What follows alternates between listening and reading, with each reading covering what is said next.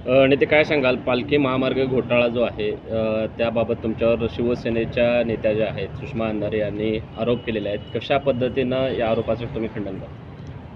खरं तर जे सुषमा अंधारेने आरोप केलेले आहेत ते बिनबुडाचा आरोप आहेत आणि त्या आरोपामध्ये कुठलंही तथ्य नाही. आणि ज्या व्यक्तीने त्यांना त्या ठिकाणी माहिती दिलेली आहे त्या व्यक्तीचं एक फूटही रान गेलेलं नाही. मी मीडियाच्या माध्यमातून सांगतो की मीडियाने त्या ठिकाणी पेनूर या ठिकाणी येऊन त्या मारुती मानेचं क्षेत्र कुठं आहे आणि जवळजवळ त्या पालखी महामार्गापासून अर्धा किलोमीटर 500 मीटर ह्या अंतरावर त्यांचं क्षेत्र आहे.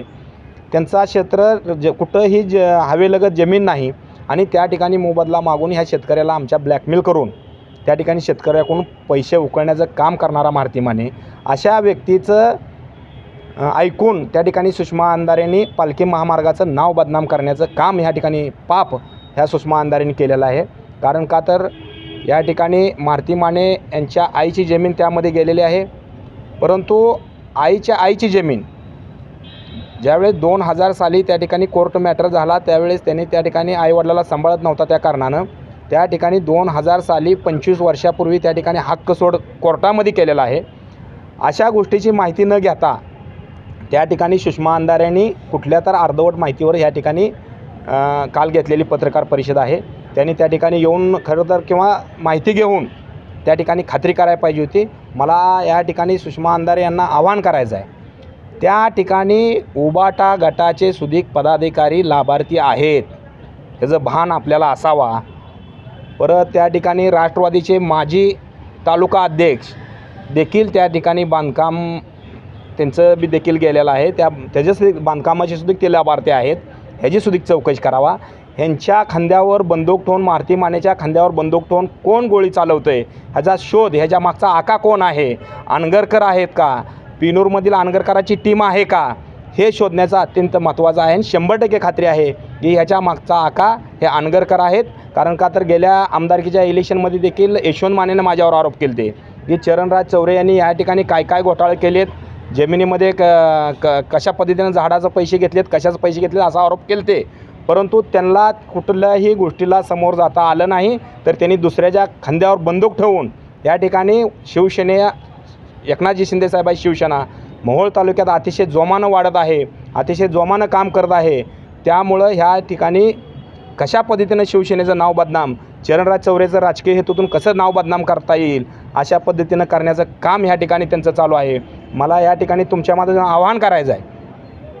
सुषमाताई अंधारे यांनी खरं तर त्यांनी सांगितलं की मी ही पाठपुरावा केल्याशिवाय मी सोडणार नाही. माझं सुद्धा आव्हान आहे, तुम्ही जर खऱ्या असाल तर तुम्ही ह्याचा पाठपुरावा करावा आणि हे निश्चितपणे काय ह्यामध्ये निघते तथ्य ही तुम्ही पाहावा असं मी तुमच्या माध्यमातून आवाहन करतो. तुम्ही येऊन त्या ठिकाणी मारुती माने जो आहे त्या मारुती मान्याचं 1 फूट तर जमीन ह्या हवेच्या कडेला असेल तर हा चरणराज चौरे माझं पिनूर गाव सोडून माझी जी काय आहे नाही तेवढी प्रॉपर्टी सोडून मी इथून पिनूर गाव सोडून जायला माझी तयारी आहे. एकाच जागेवर आपण अनेक वेळा लाभ घेतल्याचा देखील जो आहे तो आरोप केला होता. ह्या ठिकाणी माझं 3 ठिकाणी क्षेत्र गेलेलं आहे. पाटकुल हद्दीमध्ये 80 गट नंबर, पिनोर हद्दीमध्ये 1048 गट नंबर आणि गावठाणमध्ये 1066 गट नंबरमध्ये माझं बाधित झालेलं त्या ठिकाणी क्षेत्र आहे. या ठिकाणी सुषमा अंधारे ताईंना माहिती अर्धवट मिळालेली आहे. माहिती घेऊन त्या ठिकाणी 3 गुंठ्यावर एवढं पैसे कसे अधिकारी देऊ शकता, असे होईल का? त्या ठिकाणी माझं जवळजवळ 27 ते 28 गुंठ रान 3 गटामध्ये गेलेलं आहे. चुकीच्या पद्धतीनं माहिती देऊन त्यांना मिसगाईड करून खरं तर एवढ्या मोठ्या नेत्यांनी त्या ठिकाणी माहिती घेतली पाहिजे. त्या ठिकाणी आपल्या पदाधिकाऱ्याला पाठवून त्या ठिकाणची पार्श्वभूमी चेक केली पाहिजे. तशा पद्धतीचं कुठलंही न काम करता एक एकनाथजी शिंदे साहेबाचा एक सच्चान प्रामाणिक कार्यकर्ता या ठिकाणी काम करतो आहे आणि त्यांच्या माध्यमातून त्या ठिकाणी जवळजवळ 100 ते 150 रस्ते शेतकऱ्यांना देण्याचं काम केलं, 100 ते 150 तालुक्यामध्ये डेपी देण्याचं काम केलं.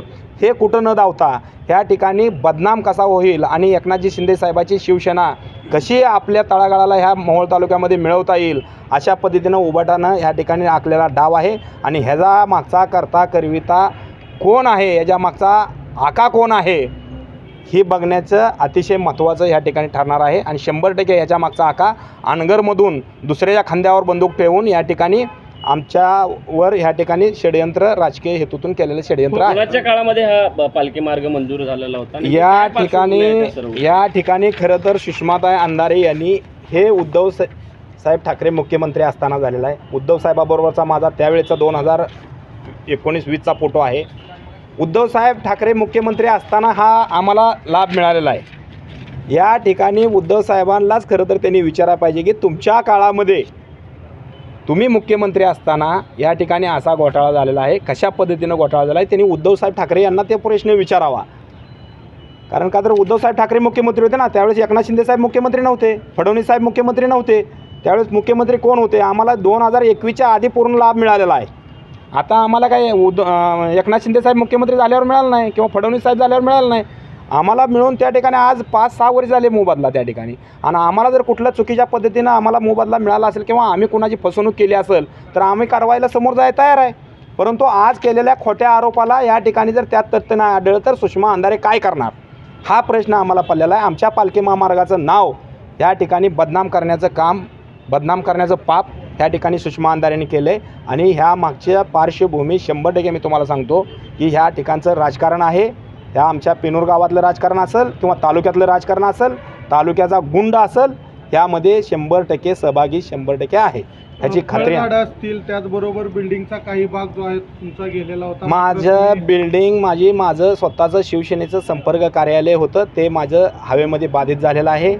माझं हॉटेल होतं, हॉटेल माझं बाधित झालेलं आहे. त्या ठिकाणी माझी रानामध्ये फळझाडं होती. माझ्या रानामध्ये द्राक्षीची आता सध्याला बाग आहे, डाळिंबीची बाग आहे, त्या ठिकाणी ती बाधित झालेली होती. परंतु त्यांनी जे 3 गुंठ्याचा सांगितला आरोप ते अत्यंत खोटा आहे. माझं जवळजवळ 26 ते 27 गुंठ क्षेत्र 3 गटामध्ये पाटकुल हद्दीत माझं क्षेत्र हवेलगत आहे. पिनूर हद्दीत माझं 2 ठिकाणी हवेलगत क्षेत्र आहे. जो टोळनाका आहे तो सुद्धा माझ्या रानाला टच आहे, पण माझं टोळनाक्यापासलं क्षेत्र माझं हवेमध्ये गेलेलं नाही.